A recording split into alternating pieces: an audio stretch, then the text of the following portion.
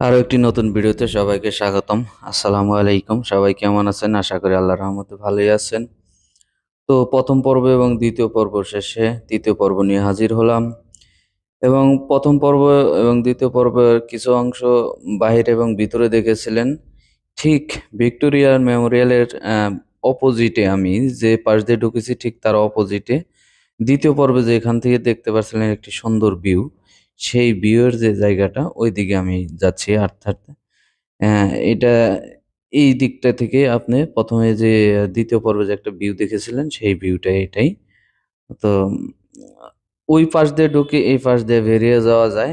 খুব সুন্দর একটি জায়গা। পুরো এরিয়াটা আপনি ঘুরলে খুব ভালো লাগবে। আড্ডা দেওয়ার মতো জায়গা এবং আ ভিক্টোরিয়াল মেমোরিয়ালও খুব সুন্দর একটি আ বা স্থাপনা যেটা দেখলে আসলেই মনোমুগ্ধকর অবস্থা। খুব ভালো লাগবে এবং সেই ইতিহাস ঐতিহ্যে আপনি ফিরে যেতে পারবেন। যে ইতিহাস ঐতিহ্যে গাথা এই ভিক্টোরিয়াল মেমোরিয়াল, যে ব্রিটিশরা শাসনামলে যেই আ প্রাসাদগুলা ব্যবহার করত। এই সেই গেট, হ্যাঁ? এম একটু বরাবর একদম মূল রাস্তা পর্যন্ত এরকম আপনার ওই ভিক্টোরিয়া মেমোরিয়াল থেকে সোজা একটি রাস্তা আছে। যাই হোক,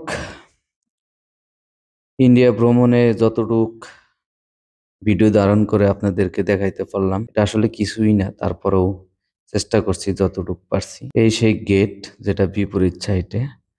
তারপরে সেখান থেকে আমি হাওড়া ব্রিজে চলে আসি। আমার ডিভাইসে চার্জ না থাকায় আমি সেখানে খুব একটা ভিডিও করতে পারি নাই।